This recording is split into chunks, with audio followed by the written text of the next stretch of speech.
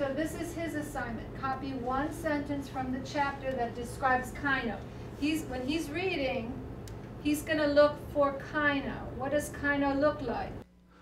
Almost all of the Saudi scholarship students in America first take intensive English language lessons before they begin their academic studies.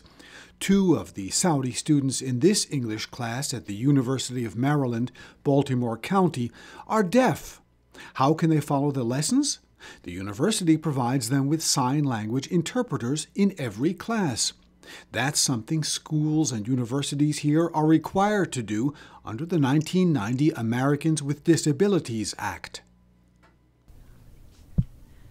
Yeah, so I started to learn sign language in Arabic, but I learned that in Saudi Arabia, Arabic Sign Language, and it's very different than in English. American Sign Language is very different than Saudi Arabia Sign Language, but I'm able to do it, and I'm learning English, and I'm hoping to teach deaf students in Saudi Arabia. While hearing students have to learn English, deaf students must learn 2 new languages, written English and American Sign Language, also known as ASL.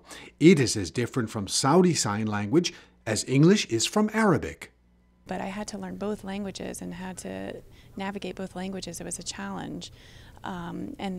Being told I was required to learn both, it became very frustrating. It was a lot of frustration there, and it was hard.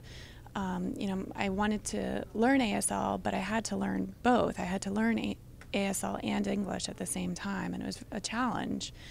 But as I started to progress with that, I did better, and it was a challenge. I did have to do a lot of pen and paper writing back and forth with people, but over time I've done better. Their teacher says having deaf students presents both challenges and benefits.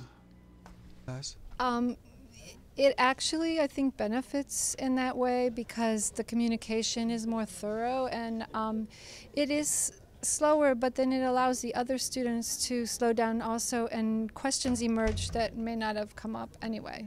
And it's also a good experience for the other students to see a different perspective. This university attracts many Saudis. They make up more than half of the 165 English language learners. About a dozen of them are deaf. It is a challenge for the instructors to prepare their lessons in that they want to take into account the needs of the hearing impaired students. So if they're having a lesson that's on speaking and listening, and the part of the lesson is listening to a recording, the students who use interpretation will have somebody interpreting the message, and then they are going to be working with that information. So it's a different way of learning English, and so the instructors need to be prepared. Providing sign language interpreters allows determined deaf students to get a university education, but for the university it is a very expensive obligation. The Saudi students here appear quite happy with their education, but in fact the university is losing money with each deaf student it enrolls. That's because under American law, the university must pay to provide sign language interpretation. University officials are hoping to find some Saudi or American foundation to help defray the enormous costs. Burton Bolak, KSA2, Washington.